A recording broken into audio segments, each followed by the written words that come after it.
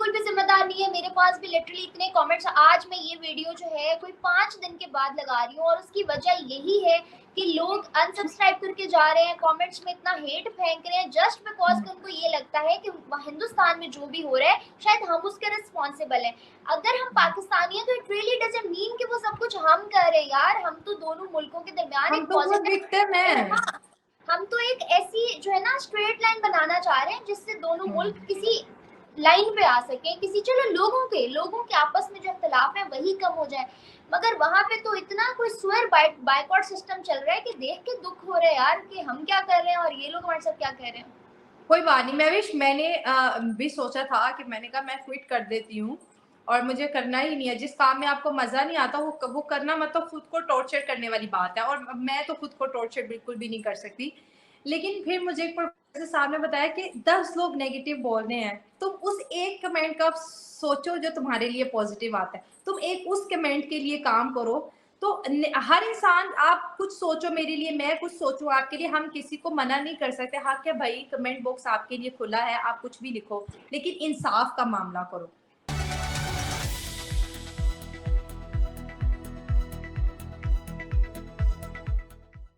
Hello friends, मैं हूं अजय और आप देख रहे हैं यूआईपी न्यूज़। अगर आपने हमारे चैनल को अभी तक सब्सक्राइब नहीं किया है तो चैनल को सब्सक्राइब करें और बेल आइकन जरूर प्रेस करें। आज की जो वीडियो है वो शाइला खान और महविश के एक यूट्यूब वीडियो को लेकर है, जिसमें वो लोग काफ़ी डिस्कशन कर रहे हैं कि इंडिया से उनको बड़े गंदे गंदे कमेंट्स आ रहे हैं, लोग उनके चैनल को अनसब्सक्राइब कर रहे हैं। तो मैं आपको बता दूं, ये दोनों ही लोग, और ये दोनों ही नहीं, बहुत सारे यूट्यूबर्स हैं जो पाकिस्तान के जो कट्टरपंथी मुस्लिम लोग हैं उनका माइंडसेट चेंज करने की कोशिश कर रहे हैं, और जो नई जनरेशन है उनको ये समझाने की कोशिश कर रहे हैं कि जो भी ये कट्टरपंथी लोग हैं इनकी बातों में ना आए और प्रोग्रेसिव माइंडसेट के साथ आगे बढ़ें। तो आपसे रिक्वेस्ट है कि आप इनके चैनल को अनसब्सक्राइब ना करें और इनको थोड़ा सा इनक्रेज करें, क्योंकि ये लोग काफ़ी अच्छा काम कर रहे हैं। और मैंने इनके कुछ वीडियोज़ के क्लिपिंग्स निकाले हैं जो कि शायद आपको सुनने में अच्छे लगेंगे, देखने में अच्छे लगेंगे। तो चलिए वीडियो की तरफ चलते हैं। सी बात शेयर करती हूँ आपके साथ। मेरा कुछ टाइम पहले ना बरकत मार्केट में मैं इंटरव्यू कर रही थी, इंटरव्यू करते हुए मेरा लैपटॉप वाला बैग चोरी हो गया।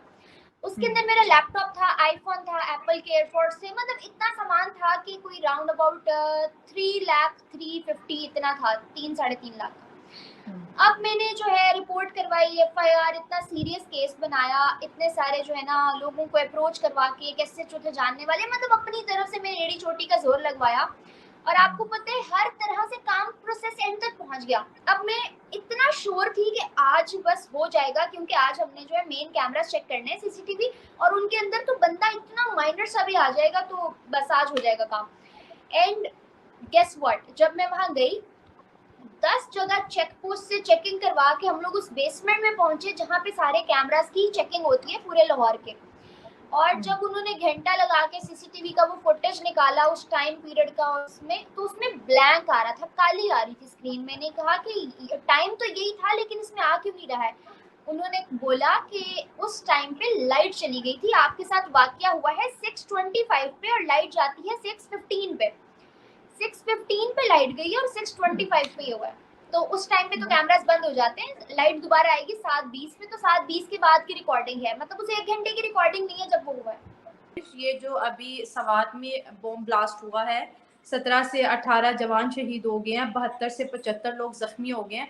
आज तक कौन सा दहशतगर्द पकड़ा गया है? मुझे कभी कभी इतना दुख होता है यार, हमारे टैक्स के पैसे, इतने वर्दी वालों को हम सैलरीज देते हैं, खुद खाने के लिए कुछ हो ना हो, बिल में कितना कितना टैक्स भरते हैं। आपको पता है, बिल पढ़ते गुस्सा आता है कि यार कहाँ फंसा दिया हमारे माँ बाप ने हमें। ग्रोसरी करने जाओ तो बंदा देखता रहता है कि मेरी करेंसी क्या है और सामान क्या है, समझ नहीं आ रही होती, पैसे और सामान मैच नहीं कर रहा होता। 5-10 हजार में आपके 2 हाथ 2 बैग्स भी नहीं आपके फुल होते। तो जब इतना कुछ हम अपनी तरफ से आवाम कर रही है, लेकिन जो हमारे नौजवानों को मार रहा है, जो हमारे मुल्क को बदनाम कर रहा है, आज तक कोई नहीं पकड़ा गया। जेलें हमने किसके लिए रखी हुई है? माचिस चोर, साइकिल चोर, बैटरी चोर, मोबाइल चोर, जेलें भरी पड़ी हैं। बकरी चोर, कुत्ता चोर, ये ऐसे ऐसे चोर हमने पकड़े हुए हैं। देखिए यहाँ पे रिसेंटली क्या हुआ है, एक बंदे को जला दिया गया है एक ब्लास्ट इल्जाम करने के पर। इल्जाम में हाँ, जी। अभी वो मुलजिम था, मुलजिम से मुजरिम तक का सफर भी नहीं करने दिया और उसको जला दिया। और वो चाइना के मासूम इंजीनियर के साथ क्या किया, ईद की छुट्टियां काफी मना के उन्होंने बोला कि भाई काम करना है, क्योंकि बाहर के देशों में ऐसा ही होता है कि वो कहते हैं कि अगर आपने इबादत करनी है तो वो आपका गुड है, आप उसको अपने पर्सनल टाइम में जो है ना खुश करें। हमारा टाइम हमें पूरा दे, क्योंकि हम सैलरी देते हैं। और इसमें कोई बुरी बात तो उन्होंने नहीं की, तो उसको भी ब्लास्फेमी के इल्ज़ाम में अंदर कर दिया, तो वो चाइना बेचारे भी कोशिश कर रहे हैं उसको रिहाई की। मेरा कहने का ये मतलब है कि मैं मुसलमान हूँ ना, तो ये मेरा आप पे कोई एहसान नहीं है, मैं अपने लिए मुसलमान हूँ और मुझे जो करना है मुझे अपने लिए करना है। लेकिन अनफॉर्चुनेटली हमने क्या किया, हमने अपने मुल्क के पाकिस्तान को अहमियत देना ही छोड़ दी और हर जगह जहाद और हर जगह इस पे हमला करना है, उस पे हमला करना है, जिसकी वजह से मैं भी अनफॉर्चुनेटली हमारी क्रेडिबिलिटी खत्म हो गई है। हमें वीजा नहीं है, यूएई ने 14 सिटीज को बैन किया, जो शेखुपुरा भी उसमें आती है, नहीं जा सकते शेखुपुरा के नौजवान। तो बहुत से लोगों ने हमें बंद कर दिया अपने देश, क्योंकि वो तो मुसलमान है, फिर वो क्यों नहीं हमें आने दे रहे। कोई हम सब सारा ब्लेम अपने हुक्मरानों पे नहीं डाल सकते, हमारा मोराल भी बहुत ज्यादा डाउन। सारा नहीं, हम उन पे सारा छोड़े, नाइलज हम उन पे थोड़ा भी नहीं डाल सकते, क्योंकि जैसी अवाम वैसे हुक्मरान मुसल्लत किए जाते हैं। आज अगर शहबाज शरीफ सोने का भी होके आ जाता है और अवाम ऐसी रहती है, मुझे बताएं क्या ये मुल्क चल सकता है? ये नहीं चल सकता, ये नहीं चल सकता। मैं एक सीसीटीवी फुटेज देख रही थी महविश, खवातीन चोरियां कर रही हैं हमारे मुल्क की, और वो एक बाइक पे कुछ ग्रोसरी थी, कोई चिकन था, कोई वेजिटेबल्स थी, तो वो जो थे वो मार्केट गई, अपनी बाइक को पार्क करके बुरखे में एक औरत आई है, वो सारा सामान लेके चली गई। आप किस किस को सिखाएंगे, आप किस किस को सिखाएंगे? ये चीज़ें तो हम अपने घर से सीखते हैं। और मैं ये बात करूंगी कि इंडिया में 5 नौजवानों की शहादतें होना, मुझे बहुत से कमेंट्स आए कि आपके देश की वजह से हुआ है, आप जो हो पाकिस्तानी हमें हमारे नौजवानों पे अटैक करते हो। आज जब हमारे मुल्क में हो रहा है तो हम किसको उन्होंने तो कह दिया कि हमने किया, हम किसको बोलें, बताएं। बात बताएं, अभी ये जो बायकॉट वाला सीन चल रहा है, अभी मेरे अचानक मेरे दिमाग में आया कि I should ask this also. अभी ये जो इंडिया के लोग बायकॉट कर रहे हैं पाकिस्तानी यूट्यूबर से, मुझे बताएं ये नफरत उनके दिमागों में किसने डाली? क्योंकि हम इतने टाइम से, इतने सालों से चैनल चला रहे हैं, तब तो नहीं थी। तब तो वो लोग इतना प्यार करते थे, पॉजिटिव कमेंट्स भी करते थे, मतलब उनकी बेस में हेट नहीं था।